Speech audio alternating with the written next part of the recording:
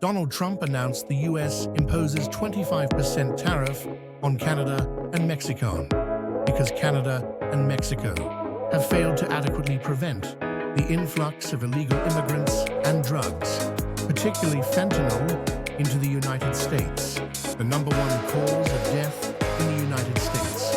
A crisis destroying over 1 million jobs and a trade war brewing with China, Mexico, and Canada.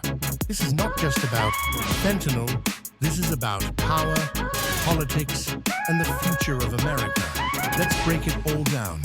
Fentanyl, a synthetic opioid, originally developed for medical use, has become the deadliest drug in America. It is up to 100 times stronger than morphine, and with just a few grains, it can be lethal. It was first patented in the 1960s, and after the patent expired in 1981, global production surged. But where does it come from? And why is it flooding the US market? The majority of fentanyl's raw materials are produced in China. These chemicals are then shipped to Mexico, where drug cartels refine and smuggle them across the US border. Some even enter through Canada. The result? An epidemic of addiction, overdoses, and a workforce in crisis. Enter Donald Trump. He's taking a bold approach.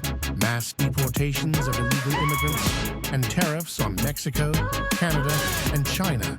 His reasoning? Illegal immigrants take American jobs, and fentanyl is killing American workers. If he can control both, he believes he can rebuild the workforce. But there's more to this plan. Trump is also targeting the auto industry. The US and Mexico have a free trade agreement, allowing American companies to exploit cheap labor south of the border. Auto parts are manufactured in Mexico for low wages, then assembled in the US. The wage gap between American and Mexican workers is huge, and companies are taking advantage of it. Trump's solution?